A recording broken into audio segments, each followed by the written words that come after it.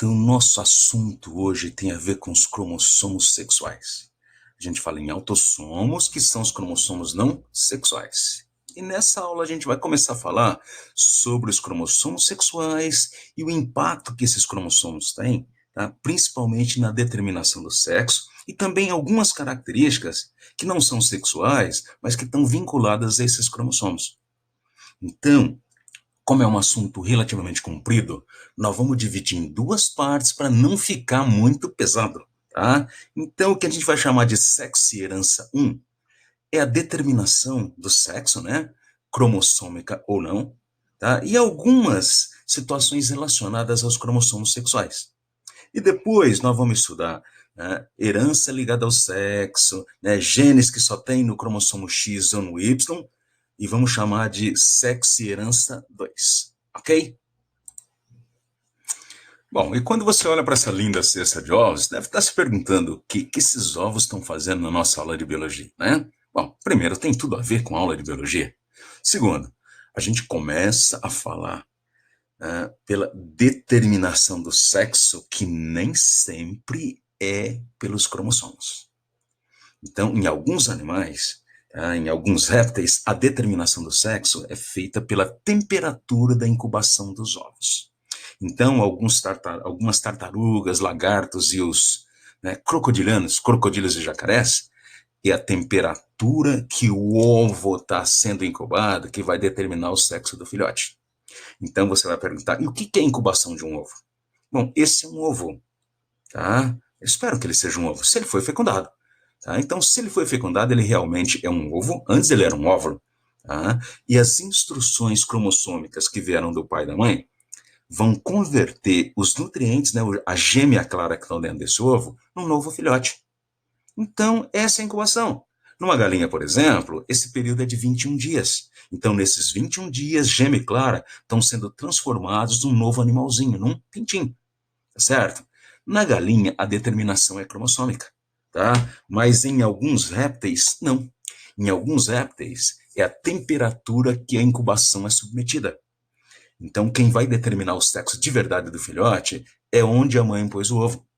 Então, onde ela colocou e protegeu o ovo, pode ter uma temperatura mais alta ou não tão alta assim. Então, isso determina o sexo. Então, em alguns animais, quando a temperatura de incubação é mais alta, vai resultar em filhotes machos. Em outros, essa temperatura mais alta pode resultar em filhotes fêmeas. Tá? E tem alguns casos que uma temperatura, né, extrema pode resultar num filhote, tá? E uma temperatura média em outro tipo de filhote. Como essa temperatura varia ao longo do tempo, tá? Então, mais ou menos metade dos filhotes que nascem são do sexo masculino, tá? E a outra metade do sexo feminino. Tá certo? Então, nesse gráfico, por exemplo, ó, essa tartaruga da espécie 1. Então, temperaturas, ó, no eixo Y a gente tem as fêmeas, o número de fêmeas. Então, temperaturas, tá? 28 graus ou menor que 28 graus vão resultar em fêmeas. Agora, acima dessa temperatura vão surgir os machos. Tá? Olha aqui, ó, nessa espécie número 2, temperaturas em torno de 25 graus vão produzir fêmeas. Abaixo ou acima de 20 graus, macho. E nessa espécie 3 aqui, ó, a crocodilo e jacaré, essa temperatura de 33 graus favorece o surgimento de fêmeas. Abaixo ou acima de 33 vão nascer os machos, tá? Então, nem sempre, né, o sexo é determinado por aquela combinação cromossômica. Isso, inclusive, preocupa os cientistas. E por que preocupa os cientistas, gente? Porque é o seguinte, né, a temperatura do planeta está mudando. A gente sabe que está havendo o que a gente chama de aquecimento global. E com essa elevação da temperatura, muitas dessas espécies podem ter a determinação do sexo comprometida.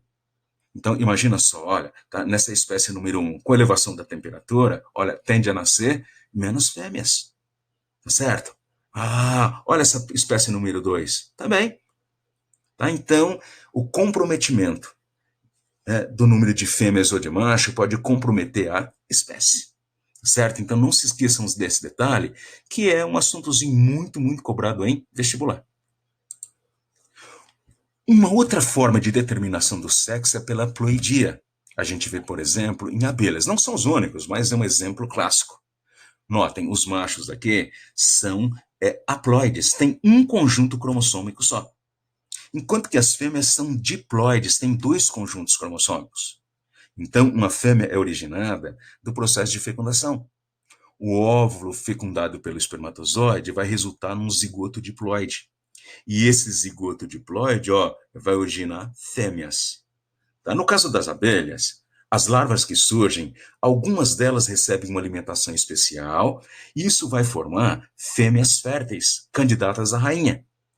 E as larvinhas de fêmeas que recebem só mel, tá, vão ter o corpo mal formado, né? O aparelho reprodutor não vai estar completo, e vai resultar em fêmeas estéreis que vão ser convertidas em operárias. Agora, o macho, o zangão, ele é resultado de partenogênese.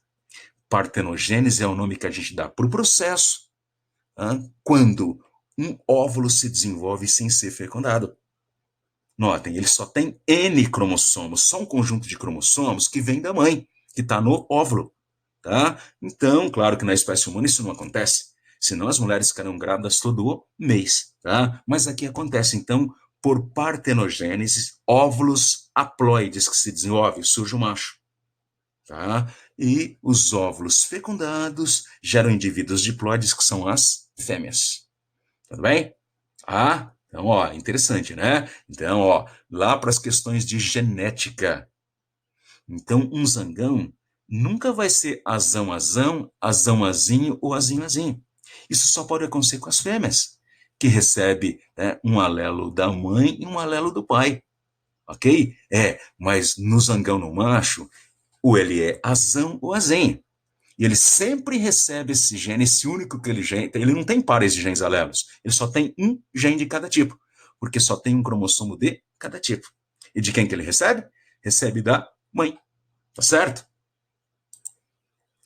Bom, mas o mais importante mesmo, gente, é a determinação do sexo pela combinação de cromossomos. E é claro, não poderia ser diferente. Nós vamos começar com um exemplo humano.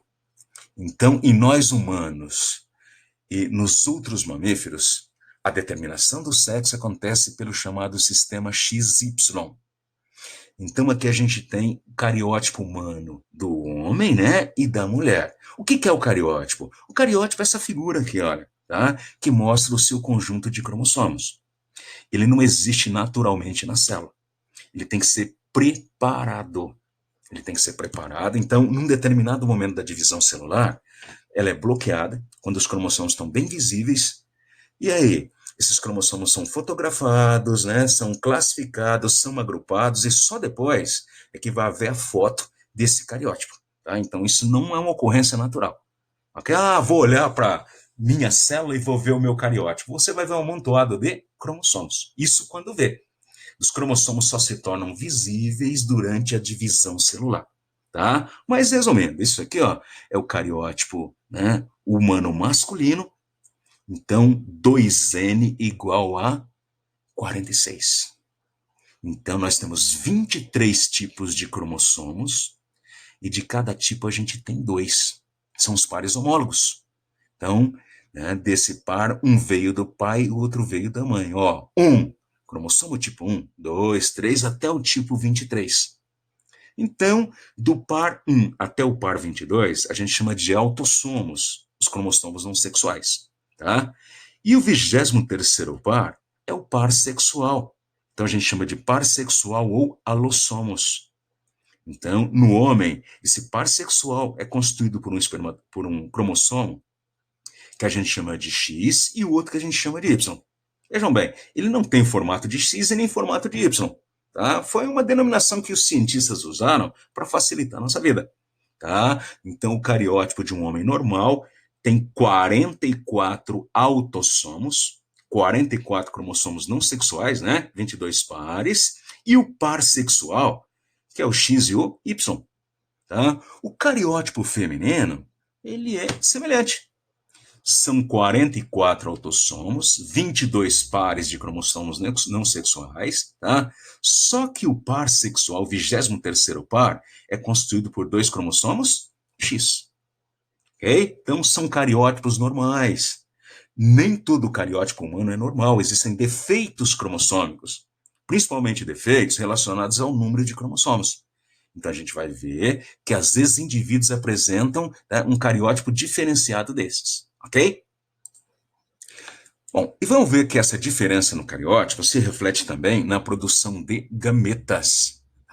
Então, olha aqui, você tem a fêmea do sexo masculino com cariótipo 44AXX, 44 autossomos, né, e o par X, 2 cromossomos X, um total de 46.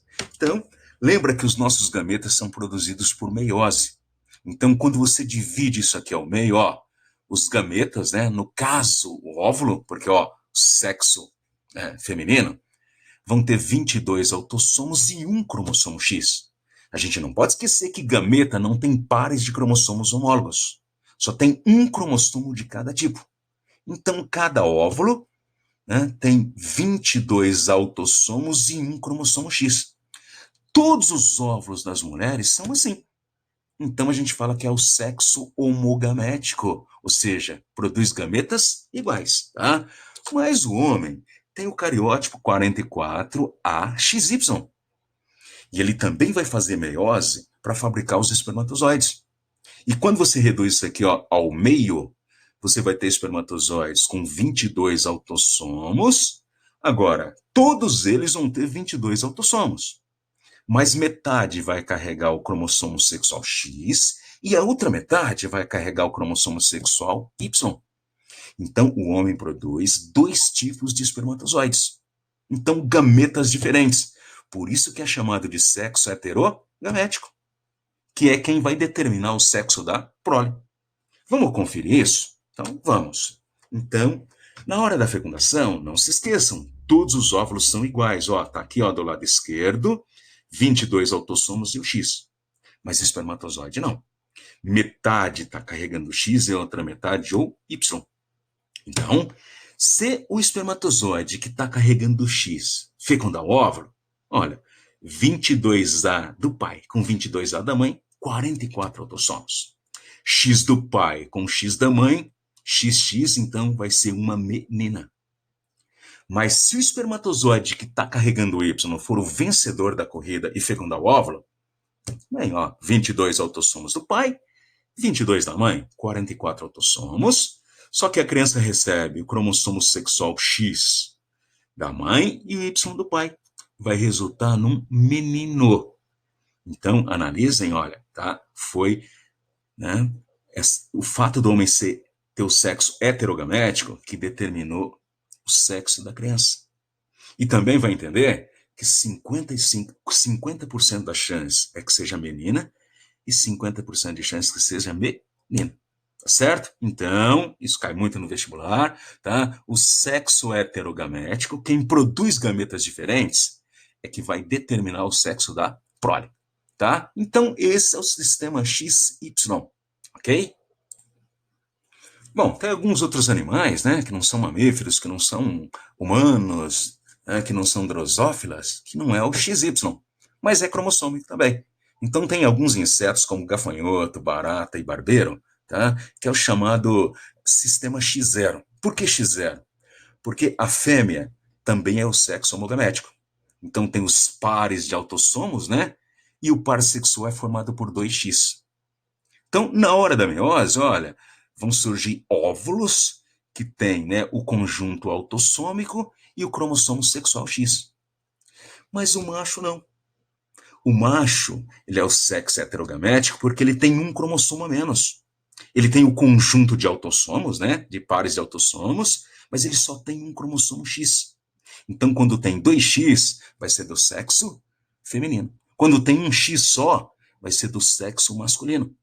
E na hora de formar gametas por meiose, então, metade dos espermatozoides do macho estão carregando o conjunto haploide, né, de autossomos e o cromossomo sexual X. E a outra metade está carregando só o conjunto de autossomos, o conjunto haploide de autossomos. Não tem o cromossomo sexual, tá certo? Então, são espermatozoides diferentes. Na hora da fecundação, ó, o impacto é o mesmo do sistema XY, tá certo? Então, quem tem gametas diferentes, quem produz gametas diferentes, determina o sexo da prole. Tá? Tem um outro exemplo aqui, que é chamado de sistema ZW. Claro que o par sexual não tem nem formato de Z nem de W. Vai acontecer em anfíbios e peixes, tá? Só que aqui o que muda mesmo é que o macho é o sexo gamético, o sexo homogamético. O macho é que tem 2 cromossomos sexuais iguais. Tá? A fêmea, ó, tem um cromossomo sexual chamado de Z e um chamado de W. Então, quem produz gametas diferentes aqui, tá, é a fêmea. Ó, metade dos óvulos vão estar carregando o Z e outra metade o W. Então, na hora da fecundação, quem vai determinar o sexo da prole é a fêmea, que é o sexo heterogamético. Tá certo? Bom, e a gente tem o sistema Z0, que é da galinha e do galo. Tá? Que é que nem aquele X0, só que agora também a fêmea é o sexo heterogamético. Então, o galo, os machos, né, tem 2 cromossomos sexuais Z. A fêmea tem um cromossomo Z, só um cromossomo sexual. Então, as galinhas têm um cromossomo a menos que o galo. Então, na hora que elas vão produzir os óvulos, gente, ó, metade dos óvulos estão carregando o cromossomo sexual, e a outra metade está carregando só os autossomos, o conjunto haploide de autossomos. Então, na hora da determinação do sexo, quem define, tá, olha, tá, são os óvulos, a fêmea. Então, é sempre o sexo heterogamético que define o sexo da prole. Tá certo? Ok? Então, só para vocês sacarem que tem essas diferenças, tá bom? Bom, e aqui agora a gente vai lidar com uma curiosidade, tá? Muito, muito importante, muito cobrada no vestibular, tá? É o chamado corpúsculo de barocromatina sexual. Então, com esse corpúsculo de barocromatina sexual, é possível identificar, né, numa célula só, quem é o dono dessa célula, quem é o doador dessa célula. Se essa célula tiver intérfase e ela for de uma mulher, ela vai apresentar o corpúsculo de barocromatina sexual. Agora, no homem, essa cromatina sexual, o corpúsculo de Bar, não vai existir, certo? Então, o que é esse corpúsculo de barocromatina sexual? É o segundo cromossomo X. Esse segundo cromossomo X, ele fica inativado. Então, a vida da célula tem 2 momentos, quando ela está em divisão e quando ela não está em divisão. Quando ela está em divisão, gente, nós falamos que ela está em divisão. E quando ela não está em divisão, a gente fala que ela está em intérfase. Então, é durante a intérfase que você pode notar ou não o corpúsculo de Barr. Porque é o segundo cromossomo X, ele está inativado, ele não funciona. Significa que nós não precisamos de um segundo cromossomo X para poder coordenar a nossa existência, só na hora da determinação do sexo. Então, mulheres inativam o segundo cromossomo X. Então, quando você olhar para uma célula feminina durante a intérfase, você vai ver esse cromossomo X. Ele está condensado, né, compactado, visível, mas está inativo. Certo? Então, ele não está funcionando. Aí o primeiro cromossomo X, esse você não está vendo, porque ele está descondensado e está ativo.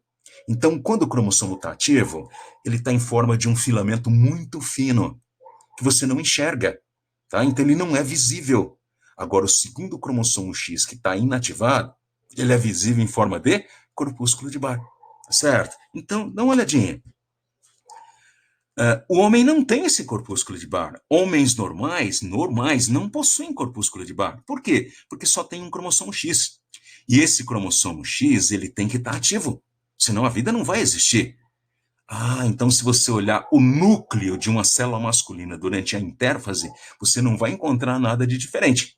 Você vai ver uma massa amorfa aqui, mas nenhum corpúsculo vai se sobressair. Então, homens normais não têm corpúsculo de Barr. Ok? Mas as mulheres, é aí que a gente vai encontrar. Então, mulheres normais têm um corpúsculo de Barr. Porque, olha, elas têm 2 cromossomos X. O segundo X é inativado, tá? Ele não está funcionando, mas está visível. Ó, eu tenho aqui 2 núcleos femininos. Tá? Então, ó, essas bolotinhas aqui, ó, a gente chama de cromatina sexual, o corpúsculo de Barr, ok? Bom, mas esse pensamento aqui, ó, só vale para indivíduos normais. Então, homens normais não têm corpúsculo de Barr. Mulheres normais têm um corpúsculo de Barr. Bom, então vamos ver, né, por que eu estou ressaltando esse papo de homem normal, mulher normal, ok? Bom, como eu já disse antes, nem sempre o cariótipo é normal. Existem pessoas que, por problemas na formação dos gametas, pode apresentar, né, um cromossomo a menos, um cromossomo a mais, até dois cromossomos a mais. São as anomalias cromossômicas numéricas que a gente vai estudar mais para frente, tá? Mas, ó, tá? Essas anomalias numéricas dos cromossomos sexuais pode trazer surpresas. Então, existe um indivíduo que pode apresentar síndrome de Klinefelter. Então, isso acontece em homens, e ao invés de 46 cromossomos, ele tem 47. E ele tem um trio ao invés de um par sexual. Ele tem dois cromossomos X e um Y. Então, vejam bem, esse indivíduo tem dois cromossomos X. Ele tem um segundo cromossomo X. Então, ele vai ter um corpúsculo de Barr, mesmo sendo do sexo masculino. Mas, olha, ele não é, né, um indivíduo normal, ok? Existe um outro defeito chamado síndrome de Turner. Acontece em mulheres e ao invés de 46, ela tem 45 cromossomos. Ao invés do par sexual, ela tem um cromossomo solitário, um cromossomo X só. Então, vejam bem, ela não tem o segundo cromossomo X. Então, ela não tem o corpúsculo de Barr, ok? Bom, um outro exemplo é a síndrome do triplo X. Mulheres que ao invés de dois cromossomos X, têm três cromossomos X. É a síndrome do triplo X ou da superfêmea. Lembra? Só um cromossomo X ativo é necessário. E o que passar de um X vai ser inativado em forma de corpúsculo de Barr. Então, o indivíduo assim, ó, vai ter dois corpúsculos de Barr. Ou seja, tem três cromossomos X. Então, sempre o que passar de um X vai estar inativado em forma de corpúsculo de Barr. Ok? A gente precisa só de um cromossomo X ativo. Beleza? Então, se alguém tem dois corpúsculos de Barr, é porque tem três cromossomos X. Tá? E olha, a situação pode ser pior. Existe um quadro chamado tetrassomia. Aqui, quando tem três, a gente chama de trissomia. Quando tem um ao invés de dois, a gente chama de monossomia. Mas existem situações, tá, mulheres que têm quatro cromossomos X. Quer dizer, tem dois cromossomos X a mais. Então, ela tem 48 cromossomos. É chamado de síndrome do quádruplo X. E é claro, o que passar de um X vira corpúsculo de Barr? Vira. Então, ela tem três corpúsculos de Barr. Por quê? Porque tem quatro cromossomos X. Ok? Então, são cariótipos não normais. Então, aqui, gente, olha, o cariótipo de um homem com síndrome de Klinefelter, né? É claro, o cariótipo não é normal, isso resulta também em anomalias corporais. A gente não vai entrar nesse assunto agora com detalhes, porque a gente tem um momento para isso, certo?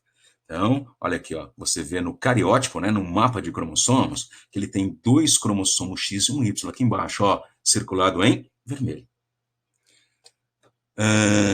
A síndrome de Turner também só acontece em mulheres, a gente viu, né? E dá uma olhada aqui, ó. Um cariótipo que tem só 45 cromossomos. Ó, um único cromossomo X ao invés de dois, ok? Aqui, um cariótipo de uma pessoa com três cromossomos X. Olha, ok? Bom. E aqui, um indivíduo, né, com quatro cromossomos X. O mapa cromossômico dele é muito raro, tá? Até hoje a ciência só detectou menos de 100 casos, ok? Então, são anomalias, né, que interferem, né, no corpúsculo de Barr, na existência do corpúsculo de Barr. Tá bom, gente? Aqui a gente tem uma outra anomalia. É um indivíduo que tem dois cromossomos Y ao invés de um. Ele é XYY, né, ao invés de XY. Então, para vocês, né, dar uma olhada aqui no cariótipo, olha, tá circulado em vermelho, né, um cromossomo X e dois Y. E aqui nessa dupla, eles são gêmeos, gêmeos fraternos. O de camisa branca tem cariótipo normal, XY, mas o irmão dele aqui de camisa escura, tá, é XYY. Então dá para notar, né, que com esse Y a mais, ele tem um porte físico mais avantajado, é mais forte, né? E pode ser inclusive um pouquinho mais violento que o normal. Certo, gente? Tá? Então, pessoal, em termos assim de cromossomos sexuais, é isso. Então não esqueçam do corpúsculo de Barr, tá? E agora vamos dar uma olhada em algo um pouquinho diferente, um pouquinho inusitado aqui.